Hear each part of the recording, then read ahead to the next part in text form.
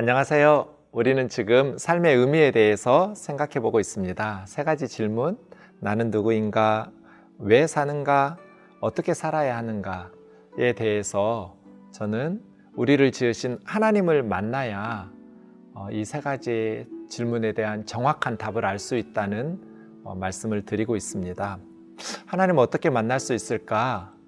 우리를 지으신 창조주를 어떻게 알 수 있을까? 진리를 어떻게 알 수 있을까?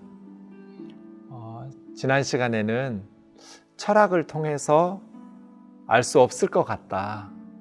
한국 철학의 거두라고 불려지는 신일철 교수님의 그냥 열심히 사는 거지 뭐 라는 대답을 통해서 신일철 교수님이 그냥 열심히 사는 것이라고 인생 철학을 말씀하셨다면 철학에는 그 이상의 답을 구할 수 없을 것이다.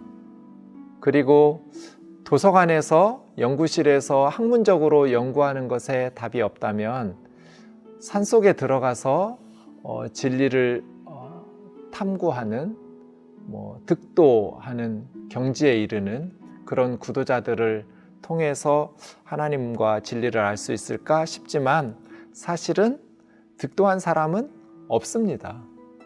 여러분, 득도했다는 스님을 만나본 적 있나요? 만약에 그렇게 진리를 탐구해서 얻었다면 그것이 무엇이라고 사람들에게 알려줬겠죠. 수많은 사람들이 그 질문을 던지고 있으니까요. 다음 세대들에게 이것이 진리라고 이렇게 말해줄 수 있을 것 같은데 그렇게 말씀하시는 스님을 저는 본 적은 없습니다. 최근에 서점에 간 적이 있는데요. 아직도 법정 스님에 대한 책들이 베스트셀러에 오르고 있더라고요. 법정 스님은 제가 고등학교 때 무소유라는 책을 읽고 정말 여러 번 반복해서 읽으면서 감동을 받았던 기억이 있는데요. 법정 스님은 이렇게 죽으시기 전에 더 이상 내 책을 출판하지 말라고 말씀하셨잖아요.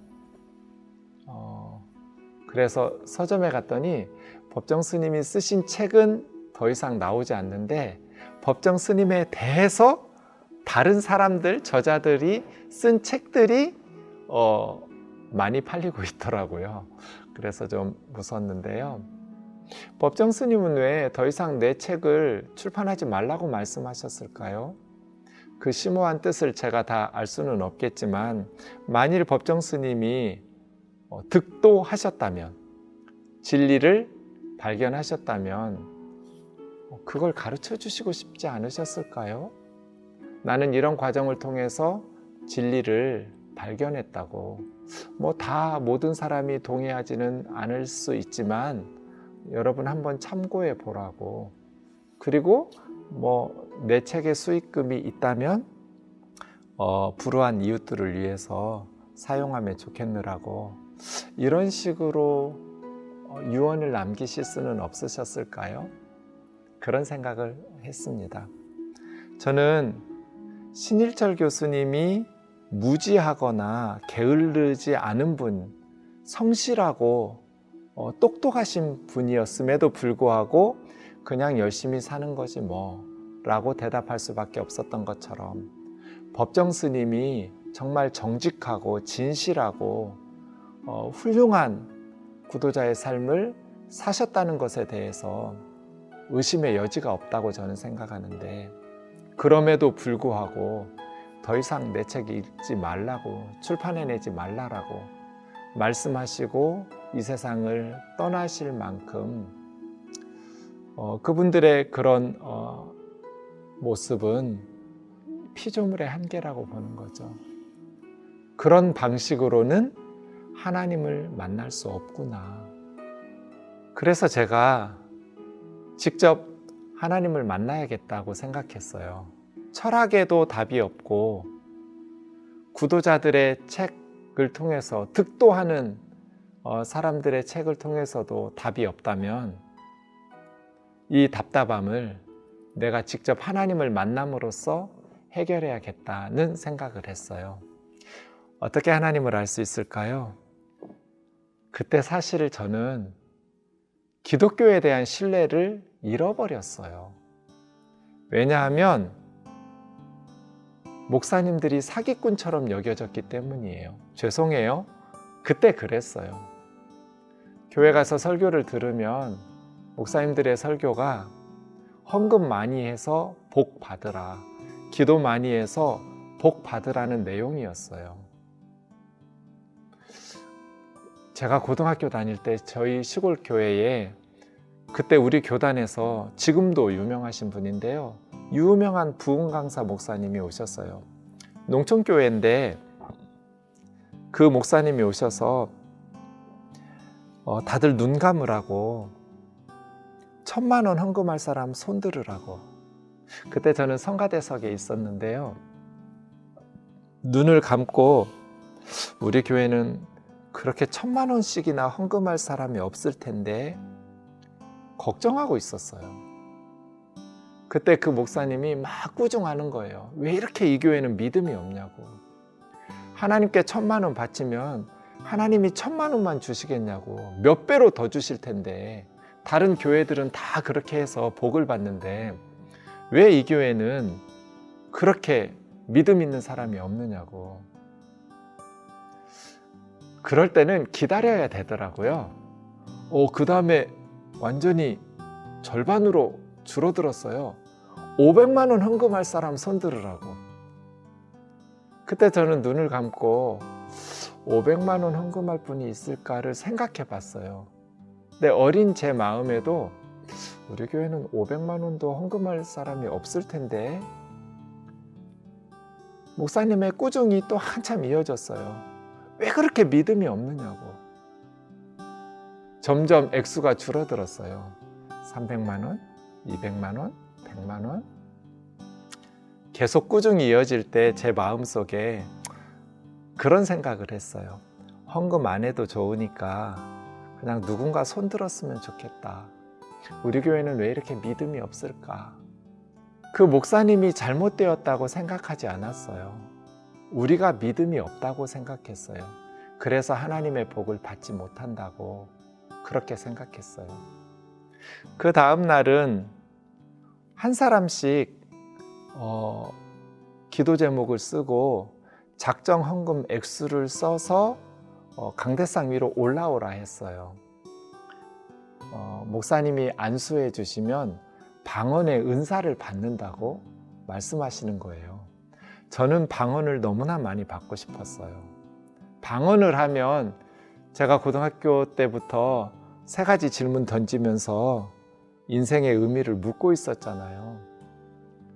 하나님의 존재에 대해서 의심하고 있고 그렇게 믿음도 흔들리고 있던 때 방언의 은사를 받고 나면 하나님에 대한 믿음도 생길 것이고 내가 누군지, 왜 사는지, 어떻게 살아야 되는지에 대한 고민도 해결될 거잖아요. 그래서 방언의 은사를 받고 싶었어요. 작정헌금 10만 원, 그리고 기도 제목 뭐라고 썼는지 기억나지 않는데요, 몇 가지 기도 제목 써서 강대상 위로 올라갔어요. 그 부흥강사 목사님에게 그 쪽지를 주면서 이제 목사님이 기도를 해주셨어요. 기도해 주시면서 저에게 딱 안수하면 저는 방언이 터질 줄 알았어요. 그런데 목사님이 안수를 딱 하셨는데도 방언이 안 터지는 거예요. 그냥 아무 변화가 없어요. 그때 목사님이 제 귀에다가 대고 따라해 그렇게 말씀하셨어요. 분명히 코카콜라는 아니었는데요, 그냥 그렇게 비슷하게 들렸어요. 코카콜라. 그래서 제가 코카콜라 이렇게 따라했어요. 그랬더니 제 어깨를 2번 툭툭 치시더니 더 빨리 더 세게 그러시는 거예요. 그래서 제가 코카콜라 코카콜라 코카콜라 코카콜라 코카콜라 막 이렇게 했어요. 그랬더니 목사님이 방언을 주셨다고, 하나님이 너에게 하나님이 방언의 은사를 주셨으니까 이제 네 자리에 돌아가서 방언으로 기도하라고 그러시는 거예요. 그래서 저는 제 자리에 돌아와서 코카콜라 코카콜라 코카콜라 코카콜라 막 이렇게 하는데 마음에 계속 의심이 생기는 거예요. 이게 정말 방언인가? 의심하면 안 되지. 하나님 잘못했어요. 또 회개하면서 코락코락코락코락 기도하니까 양쪽 이 볼따구니가 정말 아프더라고요. 그 아팠던 기억이 생생해요. 그래도 이게 아닌 것 같다는 생각을 지울 수는 없었어요. 마지막 날 밤이 되었어요. 그 전날 밤에 방언의 은사를 받기 위해서 작정헌금을 써가지고 기도 제목 가지고 기도는 모든 성도들에게 다 하라고 시켰고요. 마지막 날 밤에는 천국을 볼 수 있다고, 이거 입신이라고 하는데요. 천국을 이렇게 보고 싶은 사람만 앞으로 나오라고 했어요. 저는 또 앞으로 나갔어요. 한 10명 정도 나간 것 같아요.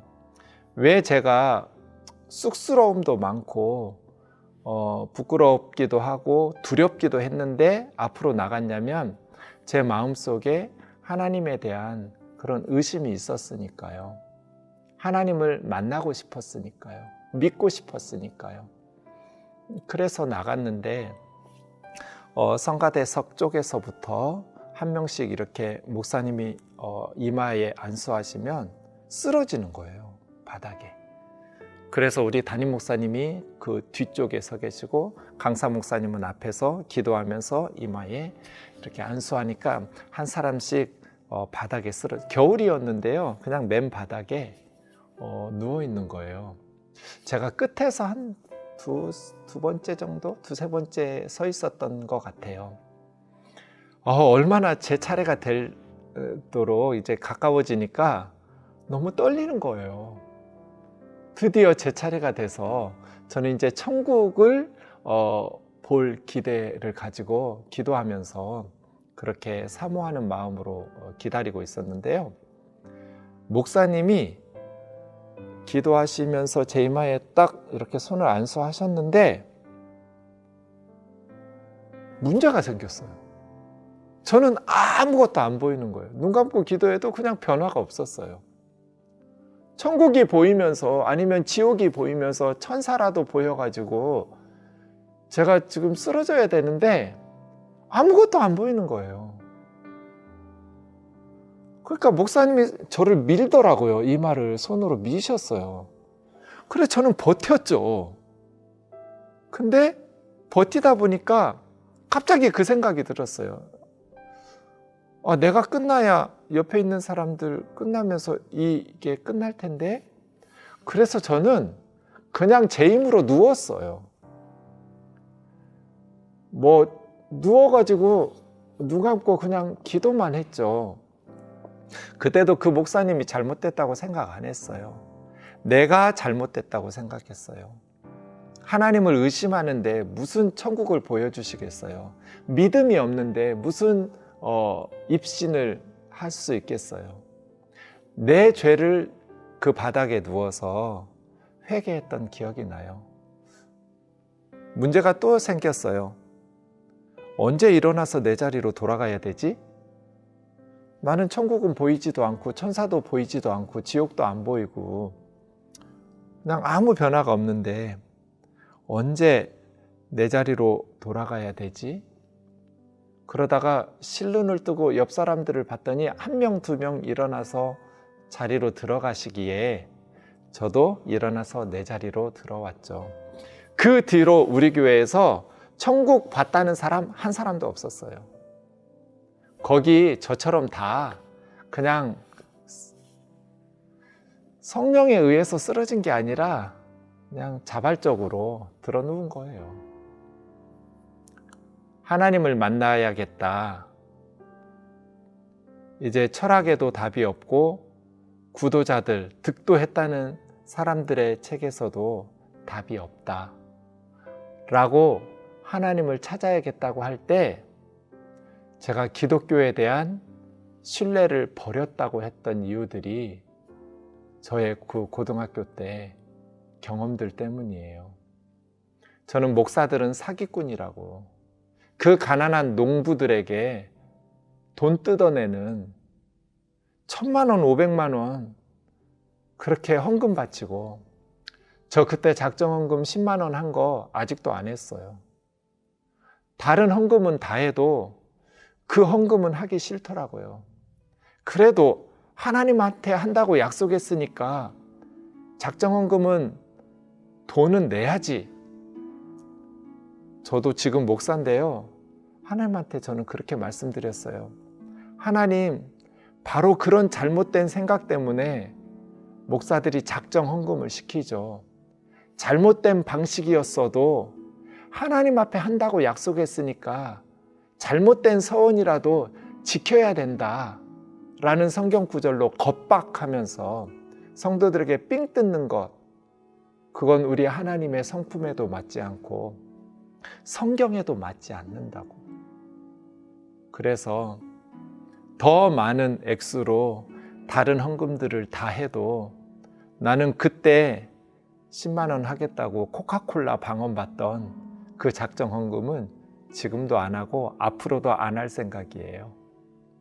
그런 경험 때문에 기독교는 사기꾼들 집단이라고, 목사들은 사기꾼들이라고, 그런 상처 때문에 기독교 방식으로 하나님을 찾는다는 생각은 안 하고 있었어요.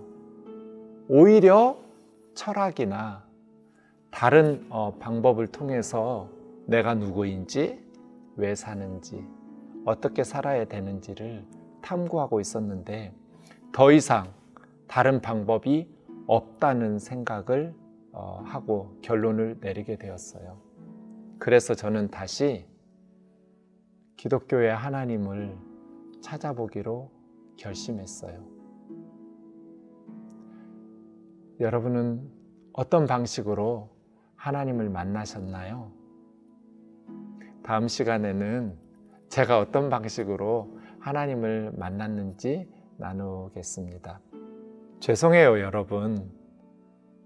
첫 시간에 제가 하나님을 만나야만 3가지 질문에 답을 하면서 삶의 의미를 찾을 수 있다고 말씀드렸는데 계속해서 저는 2주 동안이나 어떻게 하나님을 만날 수 있는지에 대한 답을 말하지 않고 제가 실패했던 방법들을 나눔으로써 여러분의 답답함을 키워갔다는 죄송한 마음이 있습니다.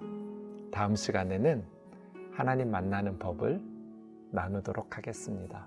감사합니다.